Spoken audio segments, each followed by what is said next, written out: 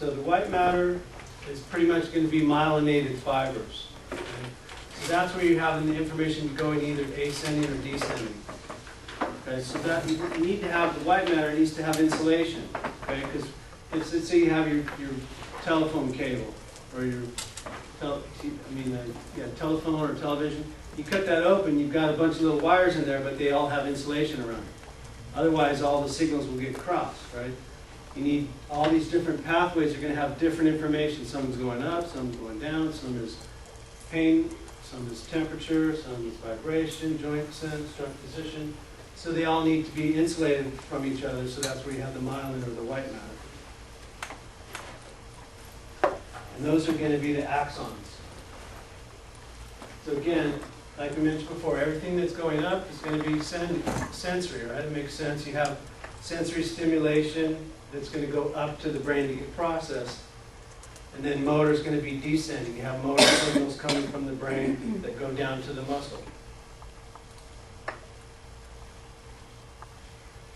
And then we're going to divide it into different columns going up and down the spinal cord. You're going to have anterior, posterior, and lateral.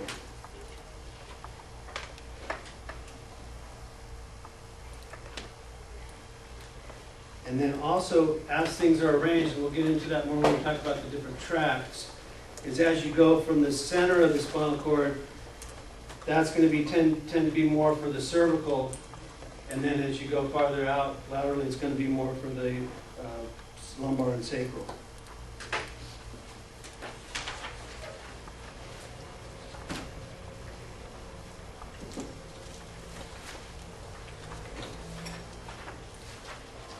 So then what's this part in here that looks like a little butterfly? The gray matter? Yes. Okay. And then what do we call this part here? Ventral. And then dorsal. And in some cases you'll have what's called a lateral horn. Not in every segment of the spinal cord, but in some cases you'll have a lateral horn. And so then these are going to be, all this out here is going to be the gray matter. And then these are all the different tracks that we'll be talking about. Most of this stuff back here is pretty much going to be sensory, which is going to be ascending. Okay? And then most of the stuff towards the front is going to be motor. There's a little bit of variations, but predominantly that's the way it's laid out.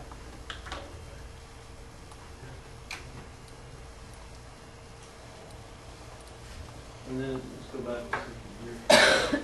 So again, here's like we're talking about what's more towards the center is going to tend to be cervical. As you go out here, it's going to tend to be more for the lower part of the body.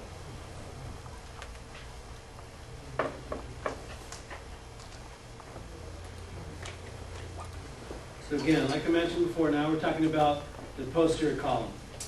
So that's predominantly going to be sensory. And it's going to be ascending tracts. And then when we're talking about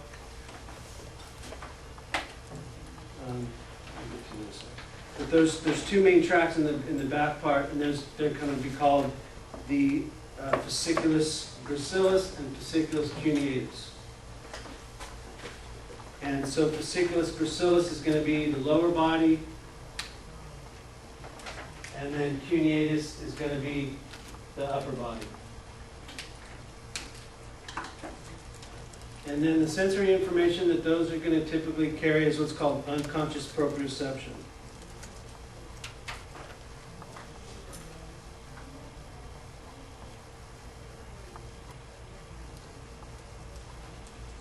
So they're going to be, it's going to be things like vibratory sense, proprioception, two-point discrimination, light touch, and stereognosis.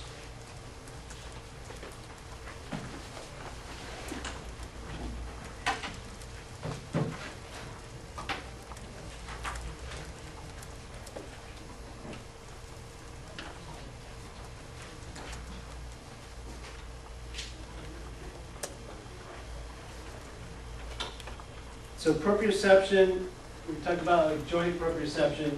That's your body's ability to sense the position of your body in space or the position of your joints. So that's where you're doing things like if you have to touch your nose like this, or a lot of times we'll do like different neurologic training or things where you've seen like what we call wobble boards, where you balance on something, and that's training your joint proprioception. Okay? So like for example, if you have, somebody's had a sprain, an ankle sprain or something, and you're doing proprioception stimulation or joint proprioception training, you get a balance on that.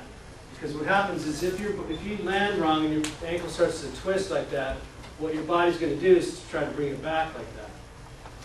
And the better your proprioception pathways are working, the faster you're going to be able to correct yourself so that you're not going to sprain your ankle.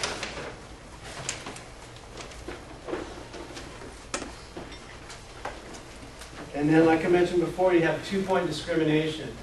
So that's where your body needs to be able to tell whether, if you put something down, you need to tell if it's 2 points or 1 point. And again, like I mentioned before, depending on what part of the body you're testing, your fingertips are going to have better 2-point discrimination than your lower back.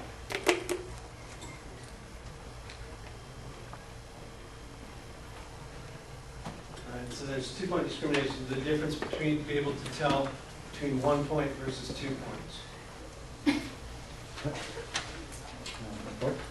What's stereognosis? I can't think of it right now. I'll have to find out what that is. I mean, I want to say it's the, I think it might be the ability to, like, if one of the things you do is you write different letters on someone's hand and you'll be able to tell what it is. But I'll find that out. Okay? Speaking of that, you can see that's just what stereognosis is. We'll all have to do some of it too.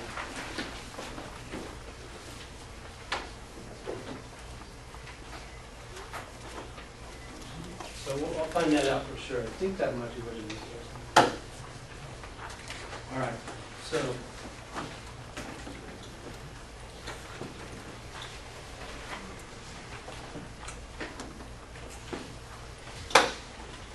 It's the ability to recognize a familiar object in your hand. okay, that's what it is. And it was something on the hand. So that's what it is you have, one of the things you might do is like you have a different grab bag of things where you have it inside of a dark bag and then somebody has to reach in and grab something and tell what it is. Whether it's like a clothespin or a block or a cube or something like that. We'll go back to it. You knew what I was saying. Yeah. Dry erase marker. Right on here. The fine point ones. These other ones are going to be. We're all still waiting. I'll go back. It's in the notes. It says there in notes. I'm not selfish, we can share. Yes. So stereo, just like stereo, S-T-E-R-E-O, and then G-N-O-S-I-S.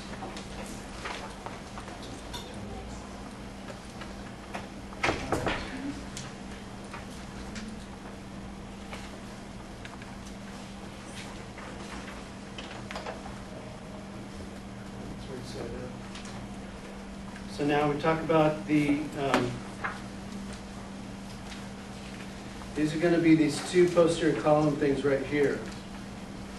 Okay, so in the spinal cord level, you have on the back side, you have the posterior column. The posterior column is divided into cuneatus, fasciculus cuneatus and fasciculus gracilis. Okay? And then cuneatus is going to be the one that's more lateral. So out here, and then this is going to be gracilis in here. And then these are actual nuclei that you have. Nucleus gracilis going to be more medial, and then cuneatus is going to be more lateral. Okay. And then, like we said before, is that anything coming from the lower extremity is going to be more of the fasciculus gracilis, which is more medial. So the lower body is going to go up the center part of the posterior column.